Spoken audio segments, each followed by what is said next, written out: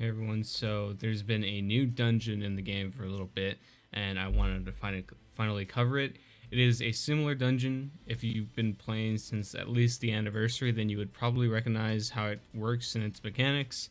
Basically, you drop character fragments similar to the farmable ones, except for this dungeon, you have a slew and plethora of a bunch of random units as well as lottery drops. So you can also get lottery drops being these three unique items: the elixir, the free multi, as well as I think 1,000,000 gold, if that's how many zeros there are, as well as every single drop that can be dropped in 50 size. So these are all the characters. You can drop their fragments, but again, these are the lottery drops. So the 50 drop itself is the lottery, basically one free awakening if you don't have any awakenings on the unit, as well as 50 fragments being a crap ton. So that's really good.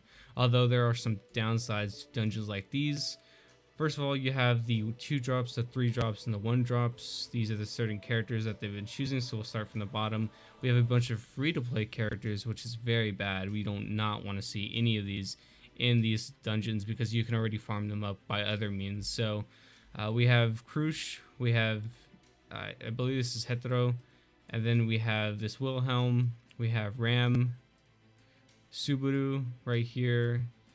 Even though he's a pullable unit, that means he has his own dungeon. There could be others that I'm missing, but a majority of these units do have farmable dungeons. I think Puck as well. It's been a while. It's been a long while. So you can eventually farm up those fragments from there and eventually gold the unit, which is what I did. I farmed up every single dungeon one by one. Not one by one, but I would spend like maybe focus on 2 to 3 at a time and really focus those dungeons until those characters were gold. And that's really what you don't want to see, because again, you can just farm them by other means. There's no point. Then we have some general pool banners, which are general pool banner characters, which we have Priscilla, Felix, Halloween Betty. I think actually Halloween Betty got taken out because she was like a seasonal unit technically. They took out seasonals a while back when they updated the general pool. Not sure why they did that, but it is what it is.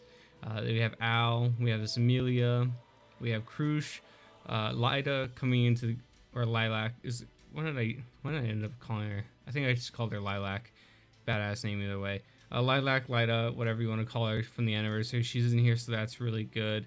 Betty's in here, Subaru's in here, all solid pickups. We have Elsa, she's okay. Sword Saint's falling off. Ram is still okay. Betelgeuse has his niche uses. I think New Year's Ryan also has his niche uses. Roz is still a good support. Anastasia is one of the best supports in the game. There are on a lot of teams, they should do great. Hood Amelia is pretty solid for a lot of very weird content where you need to remove buffs and you can debuff it like solidly with that defense down. Like you can have a reliable debuffer.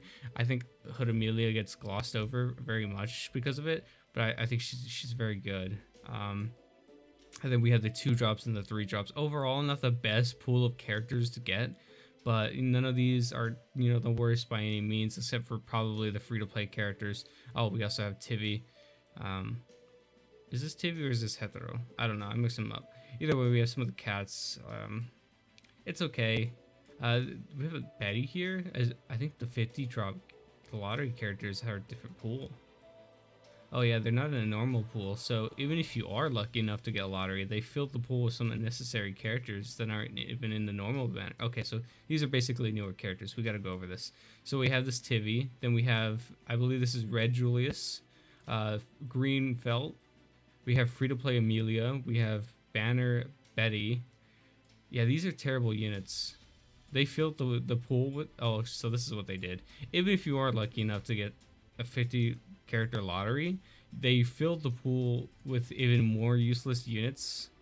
That way, you have a less likely chance of pulling something useful, which is unfortunate. Kind of scummy thing to do in my opinion, but it is what it is. You have 3 tries of this a day. We're going to be doing all 3 right now with skip tickets because the thing itself isn't that hard. Obviously, you can see the level 20 units.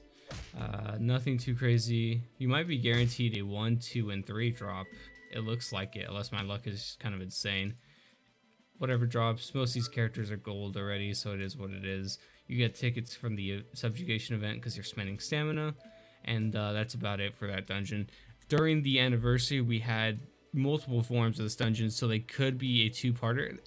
I think in general, New Year celebration, Ryan was the first part, and it would be safe to assume that Felt, Garf, and Fred are two-parters. So this is like a two-part event.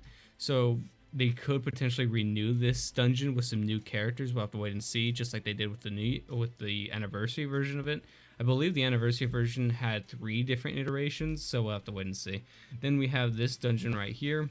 This dungeon right here is basically giving you all the materials in the game. No lottery drops, unfortunately, but you are able to get a bunch of different materials, whether it's for upgrading skills, upgrading characters, upgrading memories, upgrading their memory boards, cash itself. This is like a cool prize. You got 2 million and 202,000 or something like that. 2.2 million something. I'm better with numbers. It's cool though. It's for the little 2022. Yeah, I guess we could just go ahead and do that as well. This one doesn't have a skip ticket. Interesting. I guess we'll just auto it. See how that goes. It should be too hard. I believe the difficulty of these dungeons doesn't really vary all that much. It's usually pretty easy. You get a kind of like a mock test against the Rhine himself, so that's pretty cool. And then he sliced him up with 1 hit. He did his best. Interesting though that he's faster than all my units. Then you have all these drops. Nothing crazy. Yeah, nothing good really. It is what it is though. After a couple days of doing it over and over, it does add up, so it is nice. And yeah, I thought I'd just make a small video covering those dungeons, and I'll see you guys next time. Later.